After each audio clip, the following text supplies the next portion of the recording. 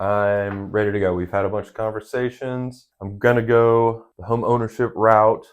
I just finished my taxes. What do you need from me? Like, how do we get this going? Well, and Carlos, how do you get paid? I'm a 1099 and I'm a business owner. Okay. So 1099 business owner has different documentation than you need versus being a pay stub W-2 employee. Okay. Right? So if you go work at a company in town and you're getting a W-2 and maybe your salary, maybe your hourly, maybe your commission, maybe your W-2 commission, you usually need last 30 days of pay stubs, potentially the last pay stub from last year and the year before that so that we can calculate any overtime or bonuses or things like that. That's not you. Okay. When we come over here to the 1099 world, there's a few different routes you can go, but the typical one is the last 2 years of tax returns. Right. So what they do, and not to get too complicated, but they look at your Schedule C and they look at line 31, and there's a couple other calculations they have inside there, but generally it's line 31, and they average the two. There are times where you can just use the most recent year, and there are times that they're going to make you average both.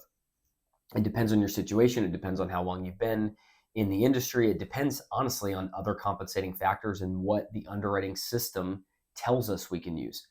Most likely, we need the last 2 years of tax returns. So that's going to help us calculate the income, right? So we have income, we have credit. We've already run your credit, impeccable credit, of course. So good. Debt is super low.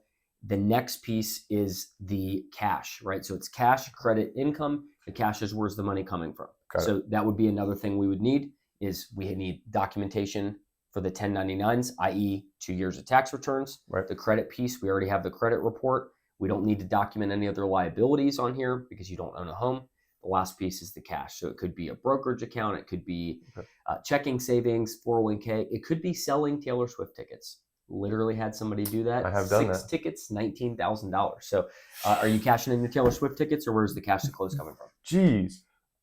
That's crazy about Taylor. Crazy. I mean, but yeah, those make sense. Yeah. No, it would be a bank account. Okay. We also have a money market account with the bank, so everything's connected there at Regions. So. Last 2 months of bank statements, and that's how we document the funds.